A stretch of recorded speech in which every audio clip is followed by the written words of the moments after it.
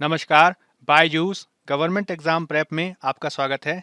आज की तारीख है 6 मार्च 2021 और आज हम चर्चा करने जा रहे हैं द हिंदू अखबार में आए हुए कुछ प्रमुख आलेखों और एडिटोरियल्स पर, जिसके तहत हम प्रारंभिक परीक्षा और मुख्य परीक्षा दोनों से संबंधित कुछ महत्वपूर्ण अभ्यास प्रश्नों की भी चर्चा करेंगे।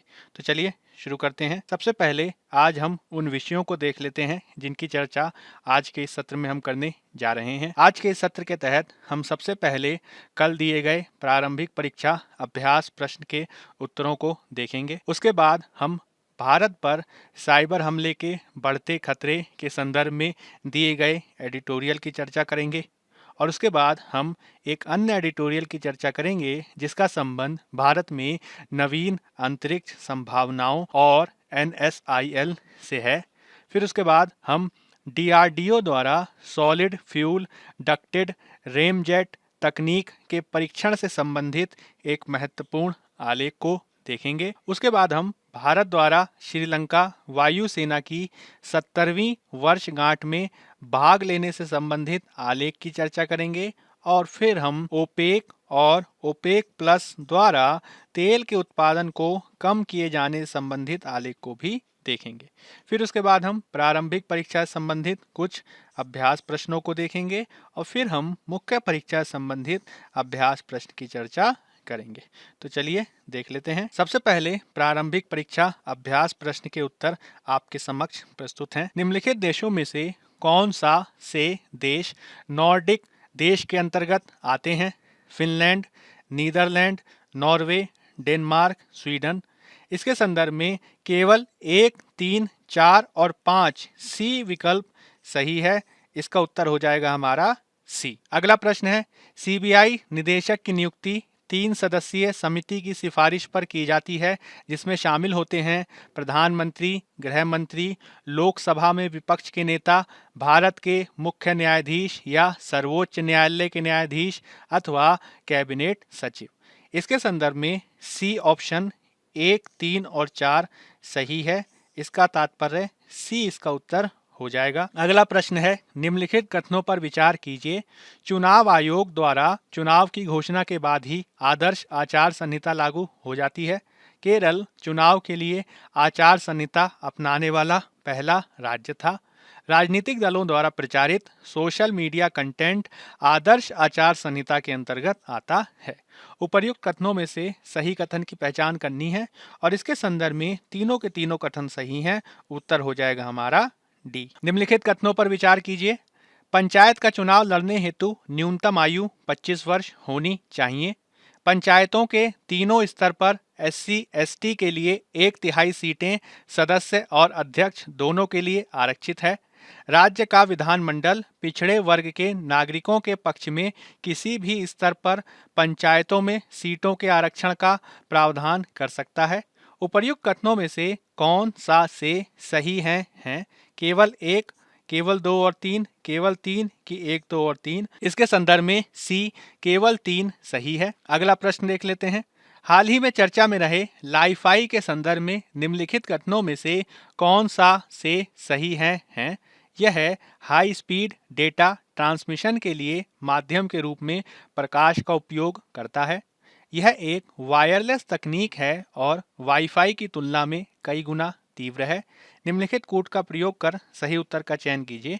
तो इसके संदर्भ में दोनों कथन 1 और 2 दोनों सही हैं, यानी हमारा उत्तर हो जाएगा सी। अब हम चर्चा कर लेते हैं पेज नंबर 6 में दिए गए एक एडिटोरियल की, जिसका संबंध GS पेपर 3 में आंतरिक सुरक्षा से है। मुख्य रूप से यह संबंधित है हाल के समय में भारत पर साइबर हमले के बढ़ते खतरे के संदर्भ में। अगर हम इसकी पृष्ठभूमि के बारे में बात करें तो अक्टूबर 2020 में मुंबई में हुए एक पावर ग्रिड फेलियर की घटना का संबंध हाल के समय में एक रिपोर्ट के माध्यम से चीन द्वारा किए गए साइबर अटैक से जोड़ी गई है और इसके संदर्भ में महाराष्ट्र सरकार द्वारा भी जांच प्रारंभ कर दी गई है।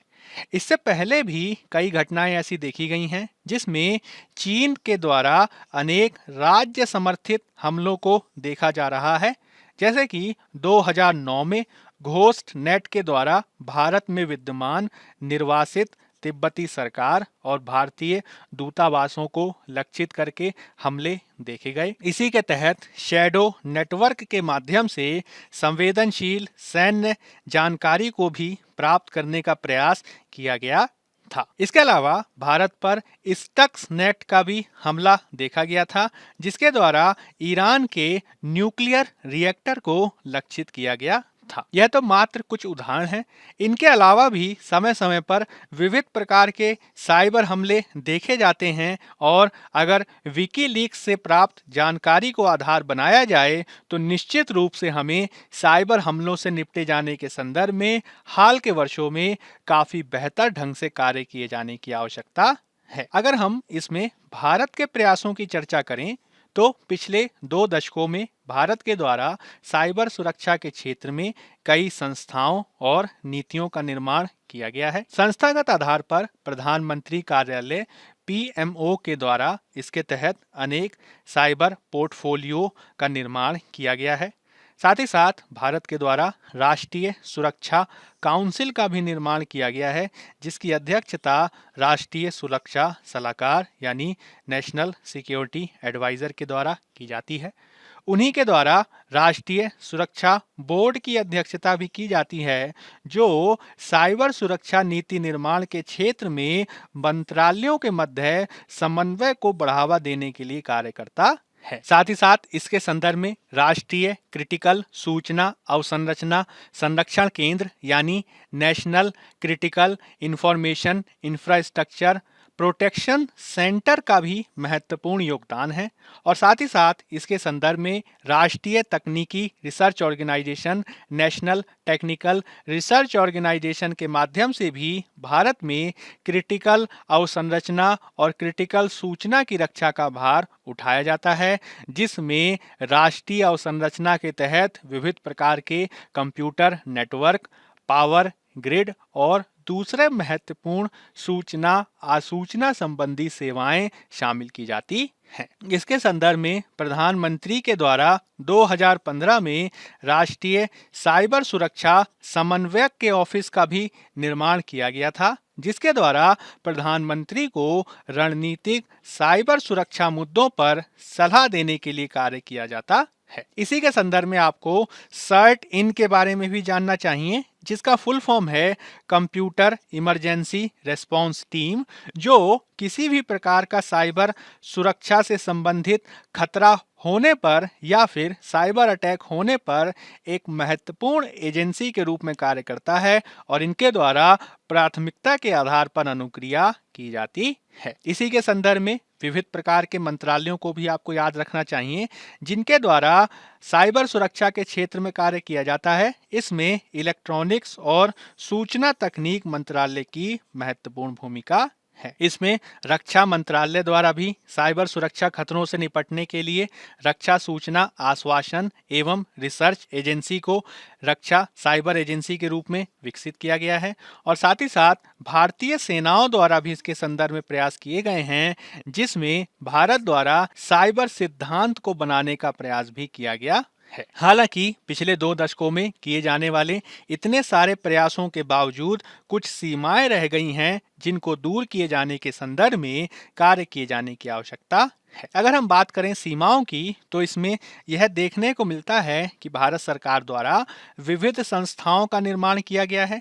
इसके बावजूद इसमें समन्वय की कमी दिखती है, जिसमें मुख्य रूप से साइबर सुरक्षा के लिए अलग अलग मंत्रालय कार्य करते हैं। बावजूद उसमें अनेक बार इसमें एकता का अभाव देखा जाता है, जिसको निवारित किए जाने के संदर्भ में कार्य किए जाने की आवश्यकता है। भारत द्वारा 2013 में राष्ट्रीय साइबर सुरक्षा नीति बनाई गई।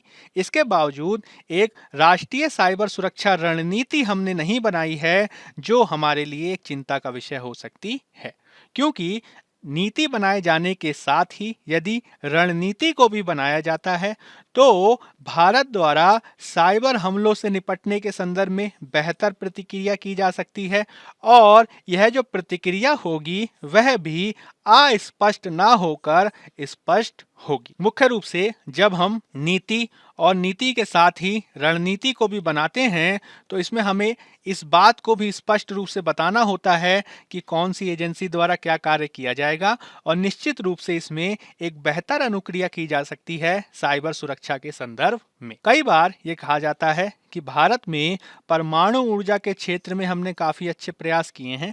हमने परमाणु हथियारों का बेहतर विकास किया है और परमाणु हथियारों का बेहतर विकास किए जाने के साथ ही परमाणु हथियारों का प्रयोग कब किया जाना है इसके संदर्भ में भी हमने प्रथम प्रयोग ना करने की नीति को अपनाया है।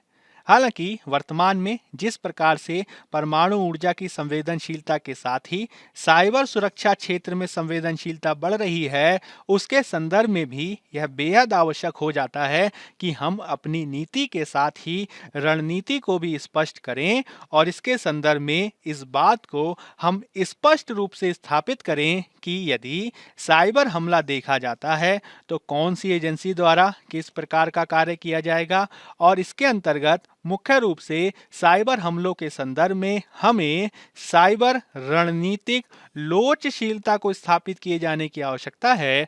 तभी हम भारत पर होने वाले इस प्रकार के साइबर सुरक्षा हमले और इस प्रकार के खतरों से बेहतर ढंग से निपट सकेंगे। अब हम पेज नंबर 6 पर दिए गए एक अन्य एडिटोरियल की चर्चा कर लेते हैं जिसका संबंध जीएस पेपर 3 में विज्ञान और प्रौद्योगिकी से है। मुख्य रूप से संदर्भित है भारत द्वारा हाल ही में ब्राजील के एक सैटेलाइट एमेजोनिया 1 को छोड़े जाने से और इसके माध्यम से भारत ने अंतरिक्ष के इतिहास में एक नवीन अध्याय को लिख दिया है, क्योंकि भारत द्वारा स्थापित किया गया न्यू स्पेस इंडिया लिमिटेड का ये पहला समर्थित वाणिज्यिक मिशन था। मुख्य रूप से रॉकेट तकनीक में, अंतरिक्ष अनुसंधान और प्रक्षेपण तकनीक में निजी क्षेत्र की भागीदारी को बढ़ावा दिए जाने के संदर्भ में न्यू स्पेस इंडिया लिमिटेड का विकास महत्वपूर्ण है। यूं तो NSIL द्वारा इससे पहले भी 2 भारतीय सैटेलाइट को लॉन्च किया गया है जिसमें रीसेट 2 BRI और EOS-01 महत्वपूर्ण है। हालांकि इसके बावजूद वर्तमान में ब्राजील के एमेजोनिया सैटेलाइट को लॉन्च करने के बाद से ही अब NSIL द्वारा वाणिज्यिक स्तर पर कार्य प्रारंभ कर दिया गया है, जो भारत के लिए निजी क्षेत्र के दृष्टिकोण से काफी महत्वपूर्ण है। भारत द्वारा अब तक polar satellite launch vehicle PSLV के माध्यम से 342 विदेशी सैटेलाइट को छोड़ा जा चुका है और इसके तहत महत्वपूर्ण रूप से वर्तमान में ये प्रयास किया जा रहा है कि न केवल सरकारी एजेंसियां जैसे कि इसरो अपितु विविध प्रकार के निजी क्षेत्रों को भी बढ़ावा दिया जा सके अंतरिक्ष प्रौद्योगिकी और इससे संबंधित दूसरे क्षेत्रों में। मुख्य रूप से इसरो के तहत इसमें पहले एक महत्वपूर्ण संगठन की भूमिका हुआ करती थी जिसका नाम था एंट्रिक्स कॉरपोरेशन। हालांकि वर्तमान में यह जिम्मेदारी अब NSIL को दे दी गई है और इसके माध्यम से यह आशा की जा रही है कि विशेष रूप से हम अंतरिक्ष प्रौद्योगिकी के क्षेत्र में निजी क्षेत्र को बेहतर ढंग से बढ़ावा दे सकेंगे। भारत द्वारा निजी क्षेत्र को बेहतर ढंग से बढ़ावा दिए जाने के लिए भारतीय राष्ट्रीय स्पेस प्रमोशन एवं ऑथराइजेशन सेंटर, जिसे इन स्पेस के नाम से भी जाना जाता है, इसका निर्माण किया गया है और साथ ही साथ निजी क्षेत्र द्वारा अंतरिक्ष के क्षेत्र में भागीदारी को बढ़ावा देने के लिए और इससे संबंधित किसी भी प्रकार के विवादों से निपटने के लिए एक स्वतंत्र ट्राइब्यूनल न्यायाधिकरण की स्थापना भी की गई है, जिसके माध्यम से भारत लगातार ये कोशिश कर रहा है कि इसरो के साथ ही दूसरे महत्वपूर्ण क्षेत्रों के द्वारा भी अंतरिक्ष प्रौद्योगिकी के क्षेत्र में भूमिका निभाई जा सके। हाल के समय में जिस प्रकार से राष्ट्रीय अंतर्राष्ट्रीय स्तर पर हम ये देख रहे हैं कि कई निजी क्षेत्र कंपनियां लगातार ये प्रयास कर रही हैं कि हम अंतरिक्ष क्षेत्र में अपनी भागीदारी को बढ़ावा दें, जिसमें न केवल भारत के सैटेलाइट अपितु पड़ोसी देशों के सैटेलाइट और विश्व स्तर पर लॉन्च किए जाने वाले सैटेलाइटों के संदर्भ में भी संभावनाएं विद्यमान हैं, जिसमें निजी क्षेत्र अपनी महत्वपूर्ण भूमिका निभा सकता है। इसमें हमें इंटरनेट के प्रयोग के संदर्भ में भी इसकी भूमिका को समझना होगा।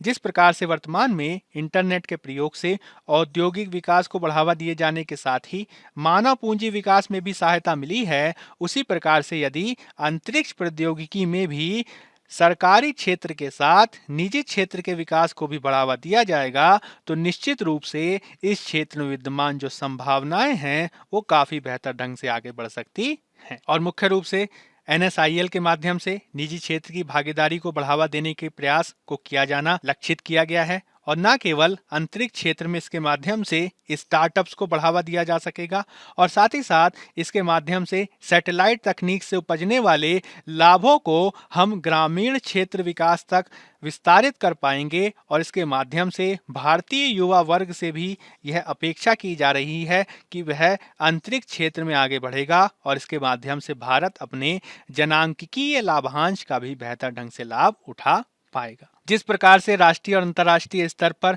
अंतरिक्ष प्रौद्योगिकी के संदर्भ में लाभों को देखा गया है, निश्चित रूप से ये आशा की जा रही है कि NSIL के माध्यम से भारत राष्ट्रीय और अंतर्राष्ट्रीय दोनों स्तर पर बेहतर ढंग से लाभ उठा सकेगा। यही इस एडिटोरियल का मुख्य विषय है। अब हम पेज नंबर 10 में दिए गए एक अन्य आलेख की चर्चा कर लेते हैं, जिसका संबंध GS पेपर 3 में विज्ञान और प्रौद्योगिकी और साथ ही साथ रक्षा प्रौद्योगिकी से भी है। मुख्य रूप से यह संबंधित है रक्षा अनुसंधान और विकास संगठन DRDO के द्वारा परीक्षित की गई एक नवीन तकनीक से, जिसका नाम है सॉलिड फ्यूल डक्टेड रैमजेट तकनीक SFDRT। मुख्य रूप से यह तकनीक इसलिए प्रयोगित की गई है कि इसके माध्यम से भारत हवा से हवा में मार करने वाली मिसाइलों की क्षमता बढ़ा पाने में सक्षम होगा। इसके संदर्भ में DRDO का कहना है कि वर्तमान में केवल कुछ ही देश ऐसे हैं जिनके पास इस प्रकार की तकनीक है। इस तकनीक के माध्यम से रॉकेटों में ऐसी क्षमता का विकास किया जा सकेगा जिसके माध्यम से वह हवा से ही ऑक्सीजन लेने की क्षमता का बेहतर ढंग से विकास कर सकेंगे, और इससे रॉकेटों की क्षमता ही बढ़ेगी, क्योंकि इसकी स्थिति में उनके द्वारा अधिक मात्रा में ऑक्सीकारक को ले जाने की बाध्यता नहीं होगी, और इसके माध्यम से भविष्य में और बेहतर रॉकेट और प्रमाणिक आधार पर मिसाइलों को आगे बढ़ाया जा सकेगा। भविष्य में यह आशा की जा रही है कि भारत द्वारा इसका प्रयोग सतह से हवा में मार करने वाली मिसाइलों में भी किया जा सकेगा, जिससे भारत की रक्षा क्षमताएं बढ़ेंगी। DRDO के द्वारा जिस प्रकार से इसके संदर्भ में लगातार परीक्षण किए जा रहे हैं, उससे हम ये आशा कर सकते हैं कि भविष्य में इस मिसाइल तकनीक के संदर्भ में और भी नवीन प्रकार की जानकारी हमें देखने को मिलेगी। अब हम चर्चा कर लेते हैं पेज नंबर 13 में दिए गए एक अन्य आलेख की, जिसका संबंध GS पेपर 2 में IR अंतर्राष्ट्रीय संबंधों से है। यह संदर्भित है भारत द्वारा श्रीलंका वायुसेना की 70वीं वर्षगांठ में भाग लेने से। भारत द्वारा इससे पहले श्रीलंका वायुसेना की 50वीं वर्षगांठ में भी 2001 में भाग लिया गया था, और इसके द्वारा यह प्रमाणित होता है कि किस प्रकार से भारत और श्रीलंका के बीच रक्षा संबंध और बेहतर देखे जा रहे हैं। इससे पहले भी श्रीलंका में जब गृह युद्ध जारी था, तब भी भारत द्वारा श्रीलंका को समर्थन देने के लिए भागीदारी की गई। हालांकि राजीव गांधी के काल में भारतीय शांति सेना बल द्वारा जो कार्यवाही की गई थी, चूंकि वह बहुत ज़्यादा सफल नहीं रही थी, इसीलिए इसकी आलोचना की जाती रही है। बावजूद इसके समय के साथ ये देखा गया है कि भारत श्रीलंका जो संबंध हैं वो विशेष रूप से रक्षा क्षेत्र में काफ़ी बेहतर हुए हैं, जिसके बहुत सारे उदाहरण हम देख सकते हैं। रक्षा विशेषज्ञों का ये कहना है कि प्रतिवर्ष भारत द्वारा लगभग 1200 श्रीलंकाई सैन्य कर्मियों या अधिकारियों को प्रशिक्षित किया जाता है, जिससे दोनों के बीच संबंध और बेहतर हो रहे हैं। समय समय पर दोनों देशों की सेनाएं हिंद महासागर क्षेत्र में भी अपने सहयोग को बढ़ावा देने के लिए कार्यवाही करती हैं, और इसके तहत पर्यावरणीय चुनौतियों से निपटे जाने के संदर्भ में भी भारत और श्रीलंका द्वारा बेहतर आधार पर कार्यवाही की गई है, जिससे दोनों के मध्य रक्षा संबंध विविधीकृत होने में सहायता मिली है। श्रीलंका द्वारा इसके संदर्भ में देखा गया है कि श्रीलंका पाकिस्तान से भी समानता के आधार पर रक्षा क्षेत्र में संबंधों को स्थापित कर रहा है। हालांकि भारत भी लगातार ये प्रयास कर रहा है कि वह श्रीलंका से बहुपक्षीय आधार पर संबंधों को स्थापित कर सके, जिसको और बेहतर बनाने के लिए हमें नए क्षेत्रों को तलाशने की आवश्यकता है।